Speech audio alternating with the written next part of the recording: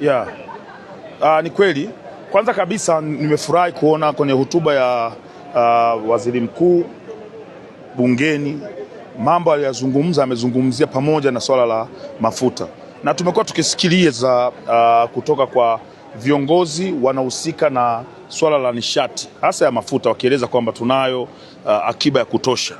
Sasa tunataka tuone ile akiba ambayo tulikuwa tunaambiwa, tuone ikifanya kazi wakati huu ambapo tunaingia kwenye uhaba. Lakini pia Mheshimiwa Spika wa Bunge ameziibua zile hoja ambazo zililetwa na wabunge wawili kuhusiana na swala la mafuta. Kwa tunategemea tutapata ripoti kutoka kwa waziri husika kuhusiana na swala la namna bora ya kuweza kudhibiti ukuaji wa bei au mfumuko wa bei ya mafuta katika nchi yetu ya Tanzania, kwa sababu tunajua huu ndo muda pekee ambapo sasa ile akiba ambayo tunasema tunayo akiba ya mafuta unatakiwa utumike, kwa sababu tunaenda kwenye janga. Kama hawa watu hawataacha kupigana, tafsiri yake tunaenda kwenye janga ambalo tunataka tukajikuta mafuta kama wasipodhibiti vizuri, tutajikuta lita moja tunanunua 10,000 mpaka 12,000, ambao haiwezekani katika nchi yetu. Watu wataanza kupunda, watapanda bei katika mji huu, katika nchi hii kuliko magari. Unaweza kukuta IST inauzwa milioni 4, punda inauzwa milioni 11, kwa sababu watu watabidi waanze kupanda punda.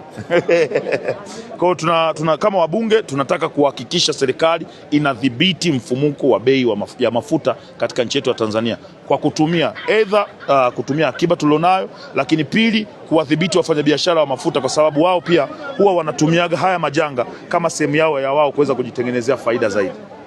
Yes.